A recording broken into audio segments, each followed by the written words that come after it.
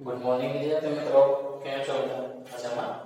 તમારા ધોરણ 7 ની અંદર વિજ્ઞાન વિષય 7માના વિજ્ઞાનમાં મિત્રો 8મો પાઠ ચક્રવાત, પવન અને વાવાઝોડું.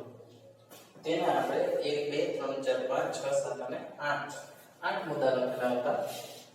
આજે યાદ રાખવાનો 9મો મુદ્દો. 9મો મુદ્દો નોટબુકમાં મારી સાથે સાથે લખતા જાઓ મિત્રો.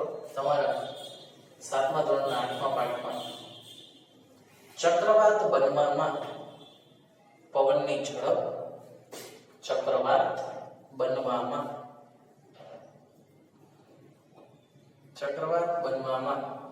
પવનની ઝડપ,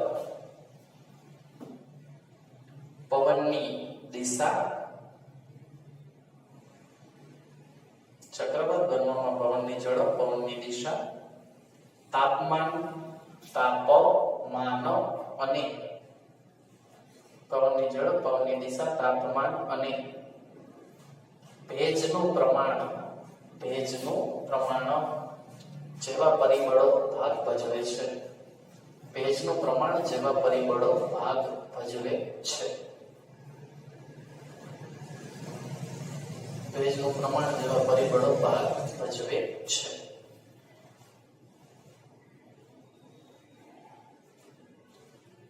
નેક્સ્ટ મુદ્દો 10. દરિયા કિનારાના પ્રદેશોમાં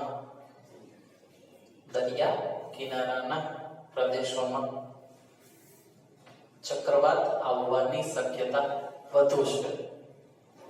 દરિયા કિનારાના પ્રદેશોમાં ચક્રવાત આવવાની શક્યતા વધુ છે.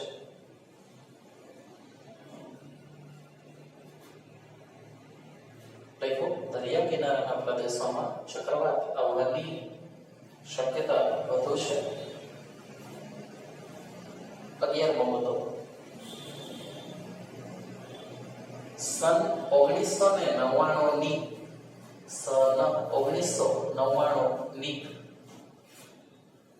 18મી ઓક્ટોબરે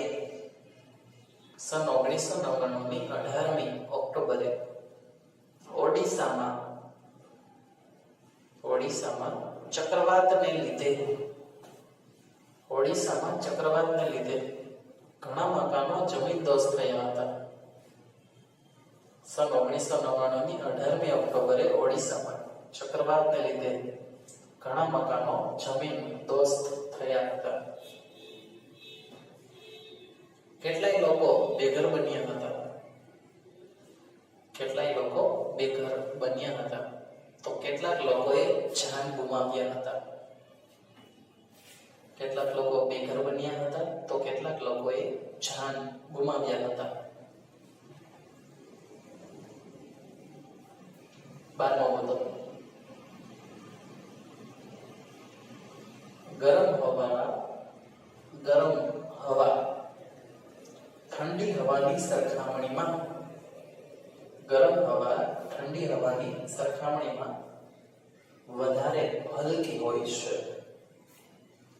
ગરમ હવા ઠંડી હવાની સરખામણીમાં વધારે હલકી હોય છે.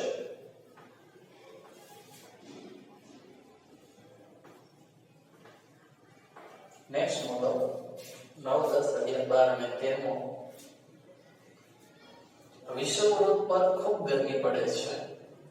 વિષુવવૃત્ત પર ખૂબ જ ગરમી પડે છે. વિષુવવૃત્ત પર ખૂબ ગરમી પડે છે. ત્યાંની ગરમ હવા હલકી હોવાથી ઊંચે ચડે છે. ત્યાંની ગરમ હવા હલકી હોવાથી ઊંચે ચડે છે અને તેનું સ્થાન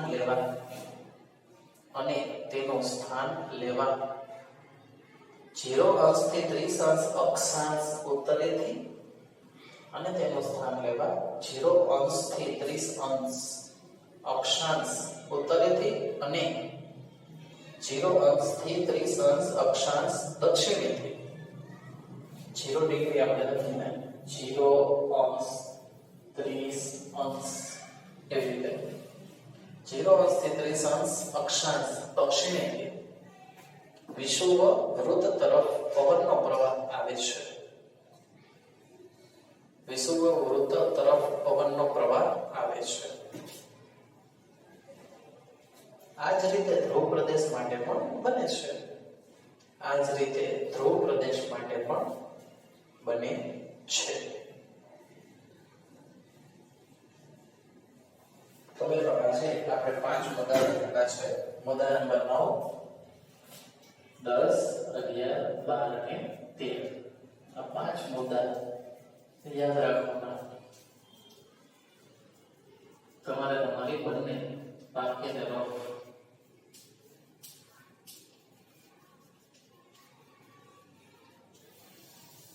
બંનેમાં એક વાર એટલે કે 2 વાર લખવાના છે. ક્લિયર? વસ્તુ યાદ રાખજો મિત્રો, હંમેશા હોમવર્ક કરતા રહેશો તો જ ખબર પડશે કે શું છે અને શું નહીં. ચાલો તો મળશે આવતા નેક્સ્ટ વિડીયોમાં. ત્યાર સુધી બધા જ મિત્રો ઘરે રહો, સુરક્ષિત રહો. Thank you.